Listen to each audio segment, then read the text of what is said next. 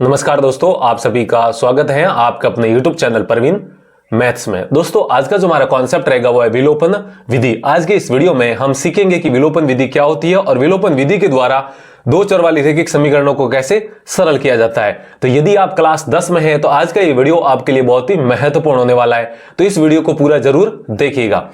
तो यहां पर ध्यान दीजिए, हमारा सवाल क्या है, x प्लस वाई बराबर 5 और 2x माइनस 3y बराबर 4 है। ठीक है, इस सवाल को हमें विलोपन विधि के द्वारा सरल करना है। इस सवाल को सरल करने का मतलब यहां पर जो इस समीकरण में देख सकते हैं आप, x और y दो चर दिए गए, इन दो चरों को ज्ञात करना है, इन दो चरों के मान ज्ञात करना है। ठीक है, तो देखिए विलोपन विधि का इस्तेमाल करने के लिए सबसे पहले हम क्या करेंगे, जो ये पहली समीकरण है इसको दे देंगे हम समीकरण नंबर 1 और ये जो दूसरी समीकरण है इसको दे देंगे हम समीकरण नंबर 2।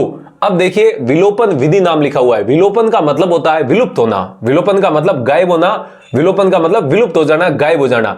तो हम क्या करेंगे, इन दोनों समीकरण को इस प्रकार जोड़ेंगे या फिर इस प्रकार घटाएंगे कि यहां पर आप देख रहे हैं x और y दो चर, इन दो चर में से आपका एक चर गायब हो जाना चाहिए, यानी कि या तो आप x गायब कर दो या फिर y गायब कर दो। ठीक है, अब वो गायब कैसे करने हैं तो ध्यान दीजिए, हमें क्या करना है, इनको जोड़ने या घटाने पर एक चर को गायब करना है। तो सबसे पहले जोड़ने और घटाने से पहले आपको क्या करना है, इन दो चरों में से यहां पर भी x है और यहां पर भी y, इस समीकरण में भी x और y, तो इन दोनों चरों में किसी एक चर के गुणांक आप क्या करेंगे, समान करेंगे। ठीक है, एक जैसे आपको गुणांक करना है। ठीक है, तो यहां पर देखिए इस x का गुणांक कितना 1 है, जबकि यहां पर x का गुणांक कितना है 2 है। तो यहां तो आप इस x के गुणांक समान कर दीजिए, यहां पर 2 है तो यहां पर भी आप 2 कर दीजिए। यहां पर आप देख सकते हैं y का गुणांक कितना 1 है, प्लस का 1, और यहां पर y का गुणांक कितना है -3 है। तो यहां पर आप +3 बना सकते हैं, ताकि +3 और -3 जब आप जोड़ेंगे तो आपस में क्या हो जाएंगे, कट जाएंगे। तो यहां तो आप x का गुणांक समान करिए, यहां आप y का गुणांक समान करिए। तो मैं यहां पर क्या करता हूं, y का गुणांक समान बनाने की कोशिश करता हूं। यहां पर 3 है नहीं, तो यहां पर भी आप 3 बनाने की कोशिश करिए। ये प्लस और माइनस चलेगा, लेकिन आपको संख्यात्मक मान बराबर करना है। यहां पर 1 है y का गुणांक और यहां पर कितना है 3 है, तो हम क्या करेंगे, यहां पर y का गुणांक 3 बनाने का प्रयास करेंगे। तो y समीकरण 1 में y का गुणांक 3 बनाने के लिए हम क्या करेंगे, इस पूरी समीकरण को 3 से गुणा कर देंगे, यानी कि आप कह सकते हैं x प्लस वाई बराबर जो 5 है, इस समीकरण को हमें गुणा कर देना है किससे, 3 से। ठीक है, तो यहां पर आप देख सकते हैं इस समीकरण को 3 से गुणा करेंगे तो ये 3 सभी से गुणा हो जाएगा, 3x से गुणा होगा तो कितना हो जाएगा 3x, 3y से गुणा हो जाएगा, प्लस का 3y गुणा 3 कितना हो जाएगा 3y, बराबर में 5 3 से गुणा हो जाएगा, कितना हो जाएगा प्लस का 15 हो जाएगा। ठीक है, अब यहां पर आप देख सकते हैं इस समीकरण को हमें ये बना दिया, यहां पर आप देख सकते हैं ये बनाया तो ये बन गई, यही समीकरण ये बन गई। अब यहां पर देखिए 2x माइनस 3y, y का गुणांक -3 और यहां पर y का गुणांक कितना आ गया +3। जब मैं समीकरण इसको और इसको आपस में जोड़ दूंगा तो यहां से ये -3y और +3y कट जाएगा, यानी कि विलुप्त हो जाएगा। दोस्तों इसी को कहते हैं विलोपन विधि। इसको दे देता हूं मैं समीकरण नंबर 3। ठीक है, अब मैं क्या करूंगा, 2 और 3 को आपस में क्या कर देता हूं, ऐड कर देता हूं, यानी कि जोड़ देता हूं। तो यहां पर ध्यान दीजिए, आप ऐसा चाहे तो लिख भी सकते हैं, समीकरण नंबर 2 व 3 को जोड़ने पर। ठीक है, जोड़ने पर ये आप बातें लिख भी सकते हैं, जोड़ने पर। तो समीकरण 2 क्या है, मैं यहां पर वापस लिखता हूं, ध्यान दीजिए, 2x माइनस 3y बराबर में 4। ठीक है, ये हो जाएगी हमारी समीकरण नंबर 2 और इसमें आपको जोड़ना क्या है, समीकरण नंबर 3, यानी कि ये समीकरण जोड़नी है। कहने का मतलब 3x प्लस 3y और बराबर में कितना है आपका 15 है। अब इन दोनों समीकरणों को आपस में जोड़ दीजिए, तो देखिए जोड़ने पर क्या होगा, 2x और 3x आपस में जुड़ जाएगा, कितना हो जाएगा 5x। ठीक है, और ये माइनस का 3y और ये प्लस 3y आपस में कट जाएंगे, 0 हो जाएगा, -3 + 3 0 हो जाएगा, और बराबर का बराबर, और ये दोनों आपस में जुड़ जाएंगे तो 4 और 15 कितना हो जाएगा 19 हो जाएगा। ठीक है, तो ये हो जाएगी हमारी एक रैखिक समीकरण एक चर में। ठीक है, इसको सरल करना आसान है। 5x का मतलब क्या होता है, 5 गुणा x, अब ये गुणा में 5 है, उधर जाएगा तो भाग में। तो दोस्तों देखिए x बराबर कितना हो जाएगा, यहां पर 19/5 हो जाएगा।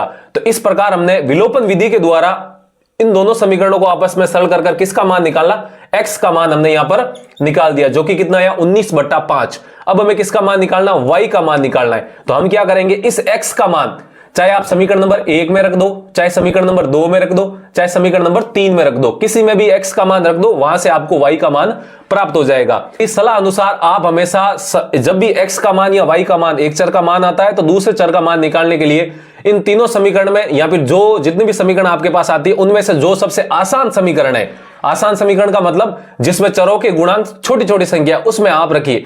तो यहां पर आप देख सकते हैं 1 2 3, इन तीनों समीकरण में सबसे आसान समीकरण कौन है, समीकरण नंबर 1। तो इसमें क्या करिए, आप x का मान रख दीजिए, यहां से आपको y का मान प्राप्त हो जाएगा। तो मैं यहां पर देखिए x का मान इसमें रखता हूं समीकरण नंबर 1 में।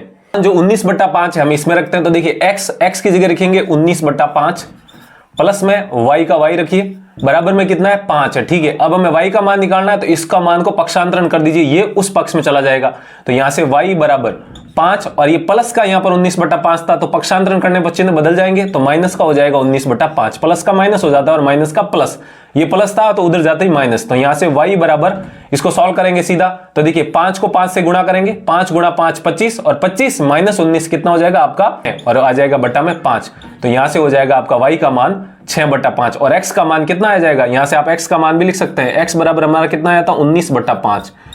तो हमने इन दोनों समीकरणों को आपस में विलोपन विधि के द्वारा x और y के मान निकाल लिए। तो उम्मीद है आपको समझ में आया होगा।